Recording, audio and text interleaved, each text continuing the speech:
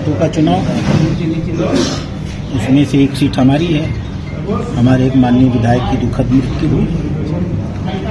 बाकी तो एक सीट बाप पार्टी की है, एक सीट आरएलपी की है, 4 सीटें कांग्रेस की हैं।